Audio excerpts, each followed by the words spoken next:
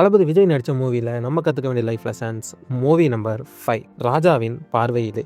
இந்த படம் ஏன் மஸ்ட் வாட்ச் அப்படின்னு நான் சொல்கிறேன்னா, கடந்த கால காயங்கள் எதிர்கால மகிழ்ச்சியை எப்படி பாதிக்கின்றன என்பதை காட்டும் படம். உங்கள் பாஸ்டில் ஒரு விஷயம் நம்ம ஒரு தப்பு பண்ணியிருப்போம். அந்த தப்போ இல்லை சின்ன காயமோ அது நம்மளோட நிகழ்காலத்தை இல்லை எதிர்காலத்தை எப்படி பாதிக்குது அப்படிங்கிறத தெளிவாக காட்டியிருப்பாங்க. இதுலேருந்து நம்ம கற்றுக்க வேண்டிய லைஃப் லெசன்ஸ் என்ன அப்படின்னு கேட்டிங்கன்னா, ஃபர்ஸ்ட் பாயிண்ட், கடந்த காலம் ஒரு பாடமாக இருக்க வேண்டும், சிறையாக அல்ல. ஏன் அப்படின்னா, நடந்த தவறுகளிலிருந்து கற்றுக்கொள், ஆனால் அவற்றில் சிக்கி கொள்ளாதே. அதையே நினச்சிட்டு எதிர்காலம் நிகழ்காலம் அதை தாண்டி வெறும் அந்த வாழ்க்கையே எனக்கு இல்லை அப்படின்னு நம்ம நினைக்கக்கூடாது. அதை தவற கற்றுக்கொண்டு அதை மறந்து மீண்டு உண்மையான மனிதனாக வாழ வேண்டும். அண்ட் செகண்ட் பாயிண்ட், உன்னை காயப்படுத்திய அனுபவம் எல்லாரும் அப்படிதான் என்று அர்த்தமில்லை. உனக்கு முதல்ல ஒரு பாஸ்ட் ரிலேஷன்ஷிப் இருந்திருக்கலாம், இல்லைனா ஏதோ ஒரு வழி உனக்கு அங்கே ஒரு இடத்துல இருந்திருக்கும். அதை திரும்பி அந்த இடத்துக்கு போனால் எனக்கு அந்த வழி வரும் அப்படின்னு நீ நினைக்கிறது 100% கரெக்டாக இருக்காது அப்படிங்கிறது இந்த படம் சொல்லும். தேர்ட் பாயிண்ட், காதல் என்பது சரியான மனிதரை கண்டுபிடிப்பது மட்டுமல்ல, நம்ம கற்றுக்கொள்வது.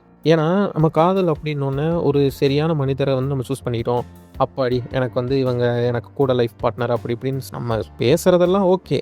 பட் அவங்க நம்ம நம்பணும், அவங்கள நம்ம நம்புகிற மாதிரி நடந்து கொள்ளும். உறவுகள் நம்பிக்கையின் மேல் தான் வளர்கின்றன. அண்ட் ஃபோர்த் பாயிண்ட், மக்களை அவர்கள் பின்னணியால் அல்ல குணத்தால் மதிக்கவே. வெறும் அவன் பேக்ரவுண்ட் சப்போர்ட் இருக்குது, அவன்கிட்ட காசு இருக்கா, அவன் எப்படி, இவனால் நமக்கு என்ன ஆகும் அப்படிங்கிறதையும் தாண்டி ஒரு மரியாதையோ பண்போ அது அவங்க குணத்தால் நம்ம மதிக்க வேண்டும். அவன் நல்லவன், அவனால் இது முடியும், அவன் நல்ல நம்ம ஒருத்தனை வாழைப்பழம் மாதிரி நம்ம ஜால்ரா தட்டிட்டு இருக்கிறதையும் தாண்டி அவன் பேக்ரவுண்ட் பெரிய ஆள், அவன் பொலிட்டீஷியன், அவன் போலீஸ், அது இதுன்னு அதெல்லாம் தாண்டி அவன் நல்லவனா கெட்டவனாங்கிறது தான் பார்க்கணும். நம்ம ஒரு மனிதனின் மதிப்பு அவன் பிறந்த இடத்திலோ இல்லை வளரும் இடத்திலோ இல்லை, அவன் நடத்தையில் இருக்கிறது. சரிங்களா? அஞ்சாவது பாயிண்ட், பயம் பல நேரங்களில் நம்மை காப்பாற்றாது, வாய்ப்புகளை இழக்க வைக்கும். ஏன் அப்படி சொல்கிறேன்னா, நம்ம ஒரு காலேஜ்லையோ இல்லை வேலையிலையோ ஒரு இன்டர்வியூவோ வச்சுக்கோங்களேன், அங்கே நம்மளை தப்பாக யோசிச்சிருவாங்களோ, இல்லை நம்மளை யாராவது புள்ளி பண்ணிடுவாங்களோ, கேலி கிண்டல் ஏதாச்சும் பண்ணிடுவாங்களோன்னு சொல்லி பல வாய்ப்பை நம்ம இழந்திருப்போம். இப்போ நீங்கள் கேட்குற பர்சனே ஏதோ ஒன்று அப்படி இழந்திருப்பீங்கன்னா உங்களுக்கு ஸ்ட்ரைக் அவுட் ஆகும். ஸோ இனிமேல் அப்படி இருக்கக்கூடாது நம்ம நினைக்கணும்.